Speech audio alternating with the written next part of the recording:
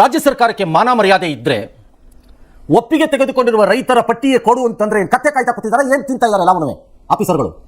ಮಾಡ್ತೀನಿ ಹೋಗಿ ಎಲ್ಲರೂ ಒಪ್ಪಿಗೆ ತೆಗೆದುಕೊಂಡಿರುವವರ ಪಟ್ಟಿ ಕೊಡ್ರಯ್ಯ ಫೂಲ್ಗಳ ಅಂತ ಕೇಳಿದ್ರು ಕೊಡಲ್ಲ. ಒಪ್ಪಿಗೆ ಇದೆ ಒಪ್ಪಿಗೆ ಇದೆ ಒಪ್ಪಿಗೆ ಇದೆ, ನಿಮ್ಮ ತಾತನ ಮನೆ ಆಸ್ತಿ ನಾವು ನೀವು ಹೇಳಿದ ತಕ್ಷಣ ಒಪ್ಕೊಳ್ಳೋಕ್ಕಿಲ್ಲ. ಯಾಕೆ ಒಪ್ಕೋಬೇಕು? ಹೌದು, ಯಾಕೆ ಒಪ್ಕೋಬೇಕು? ಅವ್ರು ಪ್ರತಿಭಟನೆ ಹಕ್ಕಿಲ್ವಾ? ಅದು ಬೇರೆ ವಿಚಾರ. ಆಮೇಲೆ ಹಾಗಾಗಿ police officers do not behave like rowdies. ಅಲ್ಲಿ ನೀವು ರಾಜ್ಯದ ಪ್ರತಿನಿಧಿ ಅಂದ ತಕ್ಷಣ ಮೊದಲು ಜನರ ಪ್ರತಿನಿಧಿ ಅನ್ನೋದನ್ನು ಮರೆಯಬೇಡಿ, ಆಮೇಲೆ ರಾಜ್ಯದ ಪ್ರತಿನಿಧಿ ನೀವು. ಹೌದು, ಜನರಿಂದ ಸರ್ಕಾರನೇ ಹೊರತು ಸರ್ಕಾರದಿಂದ ಜನ ಅಲ್ಲ. ಕರೆಕ್ಟ್ ಆಗಿ ಹೇಳ್ತಿದ್ದೀರಾ ನೀವು. I don't understand. ಈ ಚೀಫ್ ಮಿನಿಸ್ಟರ್ ಓಪನಿಂಗ್ ಚೆನ್ನಾಗೇ ಮಾಡಿದ್ದಾರೆ ನನ್ನ ಪ್ರಕಾರದಲ್ಲಿ. ನಿಜ, ಆಡಳಿತದ ಓಪನಿಂಗ್ ಈ ಚೀಫ್ ಮಿನಿಸ್ಟರ್ ಚೆನ್ನಾಗಿ ಮಾಡಿದ್ದಾರೆ. You have done a good job. It's not a bad job ನನ್ನ ಪ್ರಕಾರ. ಕೆಟ್ಟದಾಗ ಮಾಡಿಲ್ಲ. ಅಂತ ಚೆನ್ನಾಗಿ ಮಾಡಿಕೊಂಡು ಇರೋ 1.5 ವರ್ಷಕ್ಕೆ ಚುನಾವಣೆ ತಯಾರಿಯಾಗಿ ಮಗದೊಮ್ಮೆ ಅಧಿಕಾರಕ್ಕೆ ಬರಬೇಕು ಅಂತ ಆಸೆ ಪಡ್ತಿರೋ ಮುಖ್ಯಮಂತ್ರಿ ಇದನ್ನ ಯಾಕೆ ಹುಳ ಮೈ ಮೇಲೆ ಬಿಟ್ಕೊಂಡು ಓಡಾಡ್ತಿದ್ದೀರೋ ನನಗೆ ಅರ್ಥವಾಗ್ತಿಲ್ಲ. ಈ ಯೋಜನೆ ಮಾಡದಿದ್ರೆ ಚೀಫ್ ಮಿನಿಸ್ಟರ್ ಶಿವಕುಮಾರ್ ಫೇಲ್ಯೂರ್ ಅಂತ ಯಾವನ ಸರ್ಟಿಫಿಕೇಟ್ ಕೊಡ್ತಾನ? ಖಂಡಿತ ಯಾರು ಡಿಕ್ಲೇರ್ ಮಾಡ್ಬಿಡ್ತಾನ ಸಿಎಂ ಶಿವಕುಮಾರ್ ಫೇಲ್ಯೂರ್, ಯೋಜನೆ ತರಲಾಗಲಿಲ್ಲ ಅಂತ ಯಾರು ಹೇಳ್ತಾರ?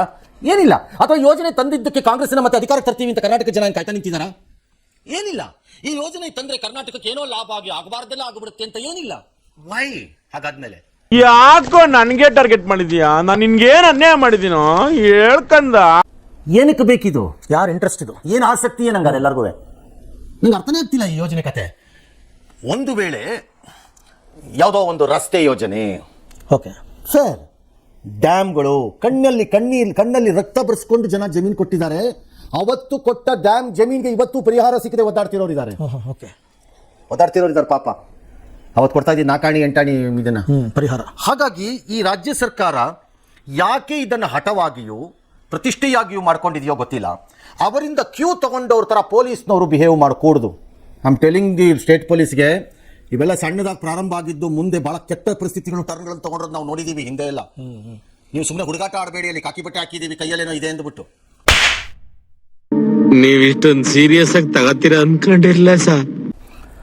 ಏನೋ ಅದಾಗಿದೆ, ಗಲಾಟೆ ಆಯಿತು, dash. I hope police will you have to act with absolute patience.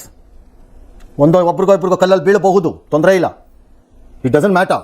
That's how patience ಇರಬೇಕಲ್ಲಿ. ಅವ್ರನ್ನ ಮೊದಲು ಕೂಲ್ ಹೌದು, ಅನುಮಾನನೇ ಇಲ್ಲ. ಬಡದಾಕ್ಬಿಡ್ತೀನಿ, ಹಾಕ್ಬಿಡ್ತೀನಿ, ಕೇಸ್ ಹಾಕ್ಬಿಡ್ತೀನಿ, ಹಾಕೋಗ್ರೆ ಅಂತಾರೆ. ಅದೇನು ಮಾಡ್ತಾರೆ? ಮಾಡ್ಕೊಂಡ್ಬಿಡ್ತಾರೆ. ಆಮೇಲೆ ಅದು ವಿಕೋಪಕ್ಕೆ ಹೋಗುತ್ತೆ. ನಾವು ನೋಡಿದ್ದೀವಿ ಇದನ್ನೆಲ್ಲ, ವಿಕೋಪಕ್ಕೆ ಹೋಗಿರೋದನ್ನ ಹಿಂದೆ. ದೆನ್ SP ಬಲಿಪಶುಗಳಾಗಿದ್ದೀರಿ, ಜ್ಞಾಪಕ ಇಟ್ಕೊಳ್ಳಿ. ಸರ್ಕಾರಗಳು ನಿಮ್ಮನ್ನು ಕೈ ಬಿಡುತ್ತವೆ. ನಾಳೆ ಏನಾದ್ರು ಹೆಚ್ಚು ಕಡಿಮೆ ಆದರೆ ಗೌರ್ಮೆಂಟ್ ಇಲ್ಲಿ ನಿಮ್ಮನ್ನು ಕೈ ಬಿಡುತ್ತೆ, SP ನ ಸಿಚುವೇಶನ್ ಆಗಲಿಲ್ಲ ಅಂತ. ಹಂಗೆ ಮಾಡ್ಕೋಬಾರ್ದು. It's not a fair thing.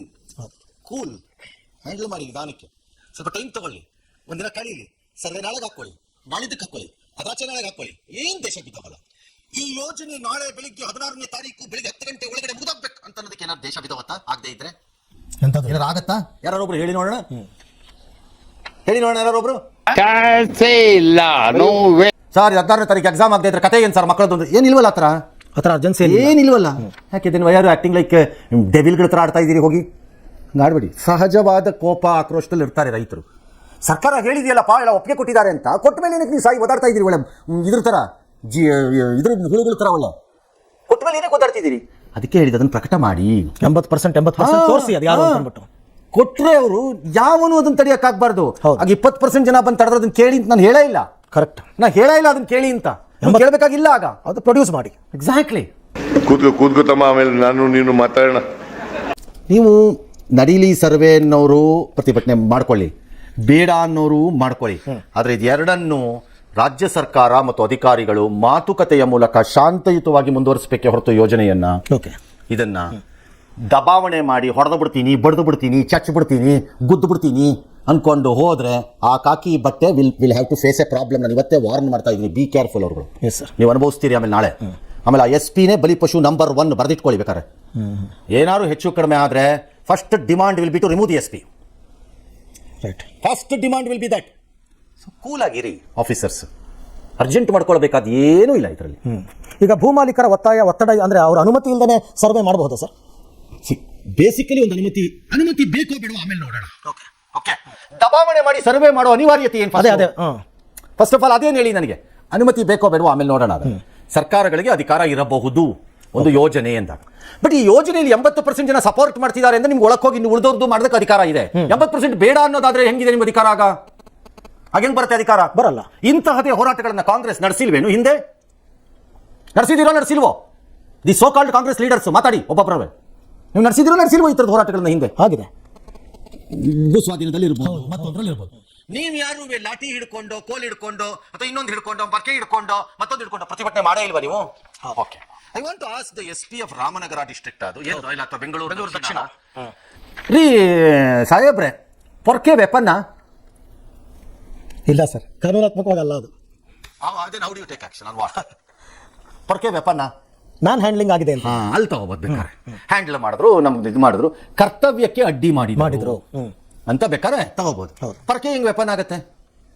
ಪರ್ಕೆ ತೋರಿಸೋದು ಅಪರಾಧನ? ಯಾಕೆ ಅಪರಾಧ ಆಗ್ಬೇಕು ಪರ್ಕೆ ತೋರಿಸೋದು?